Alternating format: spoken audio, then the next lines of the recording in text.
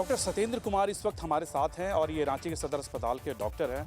और अभी थोड़ी देर पहले ये आलमगीर आलम जो कि अभी रांची के ईडी दफ्तर आलमगीर आलम को लाए गए हैं, उनके स्वास्थ्य की जांच करने के लिए आए थे। डॉक्टर साहब, मंत्री आलमगीर आलम के स्वास्थ्य को लेकर क्या कुछ जानकारी अभी मिली है?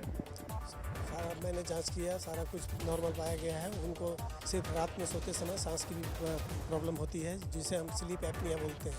हाँ, उसके लिए उनको मशीन एक लगाया जाता है, स्लीप एप मशीन, उससे वो अच्छे से सोते हैं, बस। और कोई घर के सदस्य कह रहे हैं कि वो अस्वस्थ है, कई बीमारियां हैं, उनको टॉर्चर भी किया जा रहा है। अगर उनसे टॉर्चर की बात मैं नहीं जानता हूँ। अगर ज़्यादा उनसे पूछताछ होती है तो उनकी बीपी शुगर का लेवल बढ़ जाते हैं, उनको सांस लेने फिलहाल मैंने देखा है जो अभी नॉर्मल पाया गया। अभी पूरी तरह से वो फिट है। हाँ, तो ये आलमगीर आलम की जो अभी सेहत है वो बिल्कुल फिट बता रहे हैं। ये रांची के ये सदर अस्पताल के डॉक्टर है, डॉक्टर सत्येंद्र। इन्होंने कहा कि अभी फ़िलहाल आलमगीर आलम की जो फ़िलहाल जो स्थितियाँ हैं वो बिल्कुल सामान्य है। किसी तरह की कोई फ़िलहाल बीमारी की जो जानकारियाँ हैं वो निकल कर फ़िलहाल अभी तक सामने नहीं आई है। हाँ, डॉक्टर ने ये कहा कि अभी फ़िलहाल आलमगीर आलम पूरी तरह से फिट है। अपने वीडियो जर्नलिस्ट संबित के साथ सूरज, न्यूज़ स्टेट रांची। कांग्रेस के कद्दावर नेता ददई दुबे ने अपने ही पार्टी के लोगों पर कई सवालिया निशान खड़े किए हैं।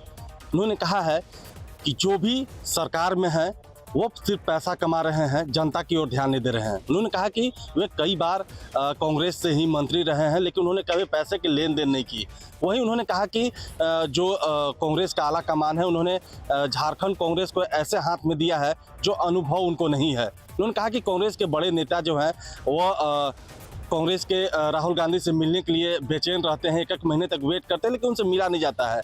वहीं पूछे गए सवाल पर उन्होंने कहा कि झारखंड में कांग्रेस की सीट नहीं आ रही है। यह कहीं न कहीं अपनी ही पार्टी पर और अपने ही लोगों पर इन्होंने एक सवालिया निशान खड़ा किया है। सैकड़ों कमियां हैं।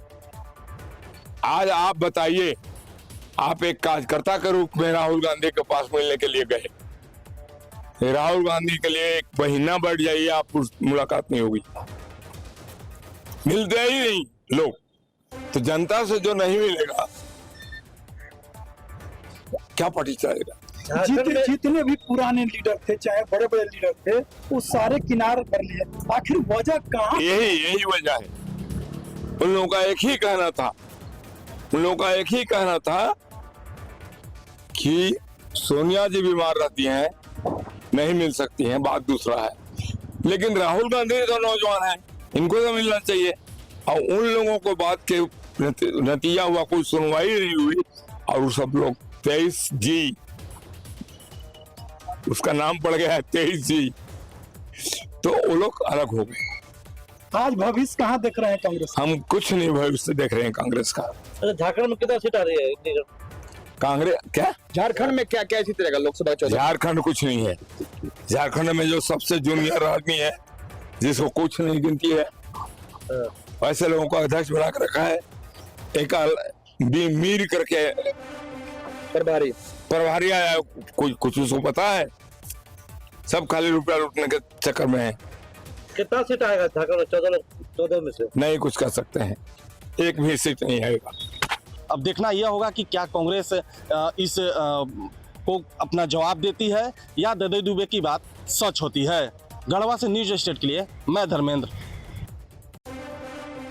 प्रदेश प्रवक्ता क्युंतल जी ने आज प्रेस वार्ता कर जानकारी दिया कि भारत सरकार के गृह मंत्री, भाजपा के वरिष्ठ नेता अमित शाह जी बेतिया के बड़ा रमना के मैदान में चुनावी सभा को संबोधित करने के लिए आ रहे हैं, जिसमें उन्होंने आह्वान किया कि ज़्यादा से ज़्यादा संख्या में आकर पहुंचकर उनके भाषण को सुने और उससे लाभ उठावें। साथ ही उन्होंने कहा कि मोदी जी को 400 पार क्यों।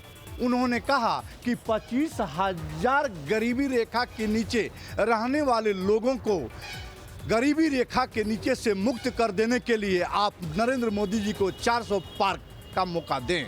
उन्होंने कहा कि शिक्षा में बढ़ोतरी के लिए कॉलेज खोले जा रहे हैं। अगर 6 कॉलेज खुल रहे हैं इस जिले में तो वो 7 हो जाए, 15 हो जाए, 20 हो जाए, इसके लिए 400 पार दें। उन्होंने कहा कि अस्पताल, मेडिकल कॉलेज 1 खुल रहे हैं, 2 खुल जाए, 3 खुल जाए, 4 खुल जाए, इसके लिए 400 पार दें। बेरोजगारों को रोजगार दिया जाए, इसके लिए 400 पार दें। देश की सुरक्षा मजबूत किया जाए, इसके लिए 400 पार दें। उन्होंने प्रेस कॉन्फ्रेंस करने के बाद उन्होंने कहा कि संजय जायसवाल जी यहाँ से चुनाव जीत कर जा रहे हैं तो सिर्फ सांसद नहीं, वो भारत सरकार के मंत्री बनेंगे, ये मैं दावा के साथ कहता हूँ। उन्होंने आह्वान किया कि उन्हें ज़्यादा से ज़्यादा मतों से जिताएं और उनको मंत्री बनने का मौका दें। कि 400 पार क्यों चाहिए? 400 पार एनडीए को इसलिए चाहिए कि इस बार 25 करोड़ की बजाय इस देश में कोई भी गरीब नहीं रहे। 25 करोड़ लोग गरीबी की रेखा से बाहर निकले। 400 पार होने के बाद इस देश में कोई गरीबी रेखा के पीछे नहीं रहे। 400 पार हमें इसलिए चाहिए कि आज जो 3 कॉलेज रोज खुल रहे हैं उनकी संख्या बढ़ के 6-7 कॉलेज रोज हो जाए। 400 पार हमें इसलिए चाहिए कि आज जितने मेडिकल कॉलेज और अस्पताल हैं उनकी संख्या दुगनी तुगनी हो जाए। 400 पार हमें इसलिए चाहिए कि आज पिछले 10 वर्षों में मुद्रा लोन और बाकी की योजनाओं के कारण जो 51 करोड़ रोजगार सृजित हुए हैं वो रोजगार दुगने तिगने हो जाए। बेतिया से न्यूज नेशन, सत्येंद्र पांडे। का चुनाव आप लड़ रहे हैं, आपका पूरा नाम हुआ? मेरा नाम उपेंद्र राम है। आप बांसपा से चुनाव लड़ रहे हैं? मैं बहुजन समाज पार्टी पश्चिम चंपारण बेतिया से हाथी छाप से उम्मीदवार। आप तो पहली बार चुनाव लड़ रहे हैं? पहली बार। आप नए नौजवान हैं, तो आपको देश को क्या संदेश देना चाहते हैं? देश को यही संदेश देना चाहते हैं। मेरा बहुजन समाज पार्टी का मैनिफेस्टो भारत का संविधान है और संविधान के आधारित मैं आज बहन जी के जो नीतियाँ देश में चल रही है, सर्वजन हिताय सर्वजन सुखाय की जो बात किया जा रहा है, उसी के तहत मैं मानव उत्थान और सामाजिक परिवर्तन की बात हम लोग करते हैं। राजनीतिक में सबकी हिस्सेदारी और भागीदारी मिले, इसी सोच से मैं इस चुनाव में आया। तो आप तो पहली बार चुनाव में, लोग पूछ रहे हैं कि विकास पर हम वोट करेंगे, तो आपने अभी तक तो कोई विकास का काम किया ही नहीं है, फिर आपको कैसे लोग मत देंगे?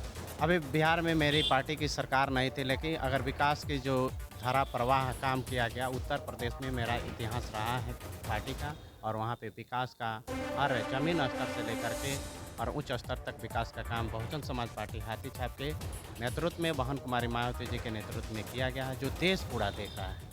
तो आप मायावती जी के नाम पर, उत्तर प्रदेश के नाम पर बिहार में भी चुनाव लड़ने आए हैं और जीतने का आशा रखते हैं? हमारी आदरणीय नेता बहन कुमारी मायावती जी हैं और बाबा साहब की विचारधारा को लेकर के हम लोग आगे बढ़ रहे हैं, और बाबा साहब के जो संविधान और विचारधारा है और हमारी आदरणीय नेता बहन कुमारी मायावती जी हैं, उनके नाम पे और सर्व समाज की हितैषी की बात जो हमारी बहन कुमारी मायावती जी करती हैं, उसके नाम पे मुझे सर्व समाज का वोट मिल रहा है। उपेंद्र जी का कहना है कि मैं उत्तर प्रदेश के विकास जो मायावती जी के द्वारा पूर्व में कराया गया था उसको देखते हुए और उसी आशा और विश्वास पर मैं बेतिया से चुनाव लड़ रहा हूं।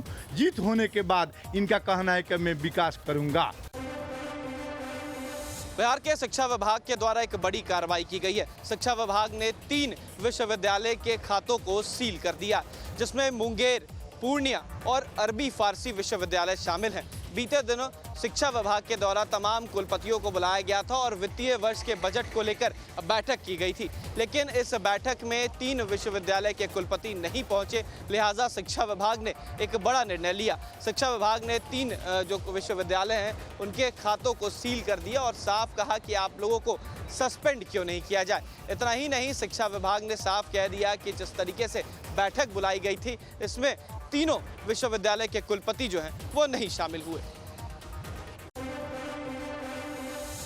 उत्तराखंड की चारधाम यात्रा इस समय जोरों पर है। 7 दिन चारधाम यात्रा को चलते हुए हो चुका है और लगातार जो व्यवस्थाएं हैं उनको देखते हुए मुख्यमंत्री पुष्कर सिंह धामी लगातार कहीं ना कहीं सख्त नज़र होते हुए नजर आ रहे हैं, क्योंकि मुख्यमंत्री पुष्कर सिंह धामी की तरफ से समय समय पर सभी अधिकारियों के साथ बैठकें भी की जा रही हैं। और अब मुख्यमंत्री पुष्कर सिंह धामी ने चारधाम यात्रा को लेकर आज एक बड़ी बैठक की है, समीक्षा बैठक की है, और इस समीक्षा बैठक में सभी अधिकारियों को निर्देश दिए हैं कि किसी भी तरह की कोई दिक्कत जो श्रद्धालु हैं उनको ना हो। और उसके लिए लगातार स्वास्थ्य विभाग को भी अब निर्देश दिए गए हैं कि किसी भी तरह की कोई दिक्कत श्रद्धालुओं को ना हो, उसके लिए लगातार वहाँ पर जो डॉक्टरों की टीमें हैं उसको तैनात किया जाए। और वहीं आप देखिएगा कि मुख्यमंत्री पुष्कर सिंह धामी समीक्षा बैठक के बाद बड़कोट पहुंचे हैं। बड़कोट पहुंचकर उन्होंने जो ऑफलाइन रजिस्ट्रेशन चारधाम के लिए हो रहे हैं, जो काउंटर खोले गए हैं, उनका निरीक्षण किया है और खामियां पाए जाने पर जो अधिकारी वहां पर मौजूद हैं उनको निर्देश दिए हैं कि जो खामियां अभी वहां पर देखने को मिली हैं, क्योंकि काफ़ी भीड़ कहीं ना कहीं वहां पर देखने को मिल रही है और जो ऑफलाइन रजिस्ट्रेशन किए जा रहे हैं वहाँ पर जो यात्री हैं उन यात्रियों के लिए पीने के पानी की व्यवस्था और बैठने की व्यवस्था के निर्देश भी मुख्यमंत्री पुष्कर सिंह धामी ने दिए हैं। मैं सबसे अपील कर रहा हूँ कि जो लोग भी बिना पंजीकरण के अभी ना आए, क्योंकि हम चाहते हैं कि हम सबका आतिथ्य करना चाहते हैं, लेकिन बिना पंजीकरण के आने के कारण से उनको परेशानी हो रही है, तो वो परेशानी का सामना न करने पड़े। मैंने समीक्षा बैठक करी है आज हरिद्वार और देहरादून, पूरे प्रदेश के सारे ही लोग उस पर थे हैं प्रमुख लोगों से। तो हरिद्वार देहरादून में जो है इस प्रकार की व्यवस्था बनाई जा रही है कि यहाँ के डीएम, यहाँ के एसपी, यहाँ के जो यात्रा से संबंधित लोग हैं, धामों के लोग हैं, उनसे वार्ता करने के बाद ही वहाँ से यात्रा आगे चालू की जाएगी। Dhanraj Garg, News State, Dehradun. उत्तराखंड में लगातार जिस तरह जो वनाग्नि की घटनाएं हैं उन पे बढ़ोतरी देखने को मिल रही थी, उसका खामियाजा अब जो आम जनमानस है उनको देखने को मिल रहा है। मैं बात करूं पौड़ी जिले की, तो पौड़ी जिले में जो जंगल हैं वो लगातार धधकते हुए दिखाई दिए, जिसके बाद जो आम जनमानस है अब उन्हें जो दाह संस्कार के लिए जो लकड़ियां मिलती थी वो नहीं मिल पा रही हैं। वहीं मैं बात करूं उत्तराखंड वन विकास निगम की, जो लगातार प्रयास कर रहा है कि जो आम जनमानस है उनके लिए यहाँ पे टाल में लकड़ियां उपलब्ध कराई जाएं, लेकिन जिस तरीके से उत्तराखंड के जंगल जले हैं और जो लकड़ियां अभी फिलहाल नहीं मिल पा रही है, उसका खामियाजा आम जनमानस को उठाना पड़ रहा है। जो निजी टाल हैं वो अब जो दाह संस्कार के लिए जो लकड़ियां दी जाती हैं वो अब उन्होंने लगभग 800 रुपये क्विंटल कर दिया है, जबकि सरकार द्वारा ये 300 रुपये और गरीब लोगों के लिए मुफ्त सेवा की जा रही थी। लेकिन जंगलों का जलना और जो लकड़ी वहां से उत्तराखंड वन निगम को आती है वो ना आना, ये एक बड़ी चुनौती इस बार देखने को मिल रही है। फिलहाल ये जरूर देखना होगा कि आखिरकार जो दाह संस्कार के लिए लकड़ियों की कमी हो रही है, सरकार इसे कब तक पूरा कर पाती है। और गढ़वाल से न्यूज स्टेट के लिए मैं कुलदीप बिष्ट। राजनीतिक पारा इस समय जहां चढ़ा हुआ है, वहीं आसमान से बरस रहे आग के गोले भी गर्मी इस कदर बरपा रहे हैं धरती पे कि मानव जीवन कहीं ना कहीं इस समय गर्मी से बचने के लिए तरह तरह का उपाय करता नजर आ रहा है। इस समय हम वाराणसी के फेमस लस्सी की दुकान पे हैं और आप देख सकते हैं यहाँ पर लोग लस्सी पीते नजर आ रहे हैं, क्योंकि गर्मी से मात्र बचने का एक ही उपाय है, वो है जो लस्सी। और जो चीज़ भी आपको गर्मी से बचा सकती है वो सारे चीज़ों का प्रयोग यहाँ लोग करते हैं। कहीं लोग आम का पन्ना पी रहे हैं, तो कहीं लस्सी का प्रयोग कर रहे हैं, तो कहीं गन्ने का जूस भी पीकर अपने आप को गर्मी से बचाते नज़र आ रहे हैं। ऐसे में अगर बात करें तो इस समय जहां चुनावी पारा हाई है, तो वहीं गर्मी का जो तापमान है उससे अभी पूर्वांचल वासियों को राहत मिलती नहीं दिख रही है। यही वजह है कि इस समय मौसम वैज्ञानिक की माने तो अभी कुछ दिनों तक पूर्वांचल गर्मी से तपता हुआ नज़र आएगा। ऐसे में लोग बचने के लिए तरह तरह के उपाय कर रहे हैं, तो कहीं लस्सी पी रहे हैं, तो कहीं ठंडई पी रहे हैं, तो कहीं आम का पन्ना का सेवन करते भी नजर आ रहे हैं। ऐसे में राजनीतिक दल भी अपने तरीके से चुनाव प्रचार में लगे हैं और गर्मी से बचने के लिए कभी लस्सी फेंट रहे हैं, तो कभी लस्सी पीते नजर आ रहे हैं। उत्तर प्रदेश के वाराणसी से न्यूज स्टेट के लिए राजू श्रीवास्तव। उत्तर प्रदेश में हुए छात्रवृत्ति घोटाले के मामले में 4 और आरोपियों के खिलाफ चार्जशीट दाखिल की गई है। दरअसल मार्च 2023 में 100 करोड़ रुपए छात्रवृत्ति घोटाले का मामला सामने आया था, जिस मामले में हजरतगंज थाने में मुकदमा पंजीकृत किया गया था। इस मुकदमे में कई आरोपी बनाए गए थे और अगर घटना की बात करें तो कई ऐसे स्कूल हैं जो लखनऊ और आसपास के हैं, जिन्होंने अपने यहाँ फर्जी तौर पर जो है एडमिशन किया और उसके बाद उनके विकलांग सर्टिफिकेट बनवाए छात्रों के फर्जी दस्तखत के आधार पर, और जो छात्रवृत्ति की पैसा जो कमजोरों और गरीबों के लिए और विकलांगों के लिए आता था उसे उनके खाते में ट्रांसफ़र करके पैसा निकाल लिया। इस पूरे मामले की जब जांच शुरू हुई तो ये माना गया कि लगभग 100 करोड़ रुपए से ज़्यादा छात्रवृत्ति का फर्जी तरीके से घोटाला किया गया है। लखनऊ से उड़न समीर कटकी के साथ अखिल शर्मा, न्यूज़ स्टेट उत्तर प्रदेश। बिहार में शिक्षा विभाग के द्वारा एक बड़ी कार्रवाई की गई है। 7 फर्जी शिक्षकों के नियुक्ति को रद्द कर दिया गया है, जिसमें 5 महिला शिक्षक हैं और 2 पुरुष शिक्षक हैं। यह बिहार के अलग अलग जिलों से पहचान किए गए हैं और नियोजन के वक्त फर्जी तरीके से डिग्री देने के बाद इनका नियोजन हुआ था, जिसके बाद शिक्षा विभाग ने बड़ी कार्रवाई की है और 7 ऐसे फर्जी शिक्षकों को नियुक्ति जो है उसको कैंसिल की है।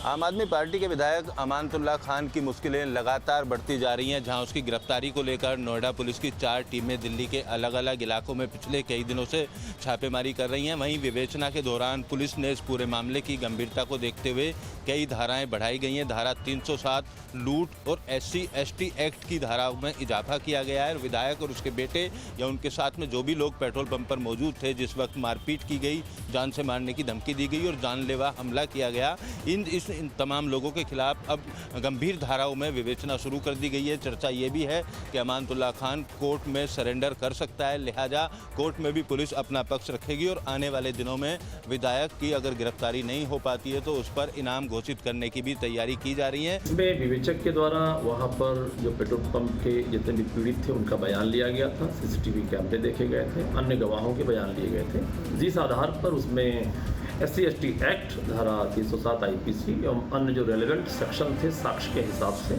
उनमें तरमीम किया गया था, विवेचना प्रारंभ की गई थी। हमारी 4 टीमों के द्वारा जो गठन किया गया है वो इनके अभियुक्तों की गिरफ्तारी के लिए लगातार लगी हुई है। एक अभियुक्त इकरार को गिरफ्तार कर जेल भेजा जा चुका है, अन्य की गिरफ्तारी के प्रयास जारी हैं। शीघ्र ही इसमें जितने भी अभियुक्त हैं जो भी प्रकाश में और आएंगे उनके विरुद्ध आवश्यक वैधानिक कार्रवाई कठोरतम धाराओं में सुनिश्चित की जाएगी।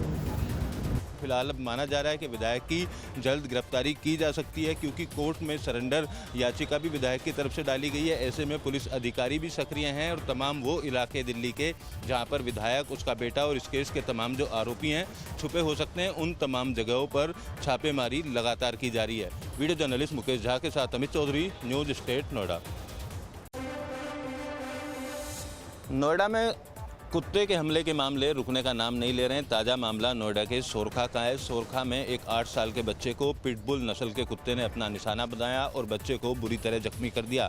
फिलहाल बच्चे के परिवारजनों ने उसको हॉस्पिटल में भर्ती कराया गया है, जहां उसका इलाज किया जा रहा है। दूसरी तरफ बच्चे की मां की शिकायत पर नोएडा के थाना सेक्टर 113 में कुत्ते के मालिक के खिलाफ FIR दर्ज कराई गई है। उस FIR में साफ तौर पर कहा गया है कि कुत्ता कई बार ऐसी हिंसक घटना कर चुका है और कई लोगों पर हमला कर चुका है और उनके बच्चे को बुरी तरीके से जख्मी किया है। पुलिस ने इस पूरे मामले में कार्रवाई करते हुए FIR दर्ज की और FIR दर्ज करने के बाद कुत्ते के मालिक को गिरफ्तार कर लिया है। सुरगांव में पिटबुल बच्चे से कुत्ते का सामने आया, क्या मामला?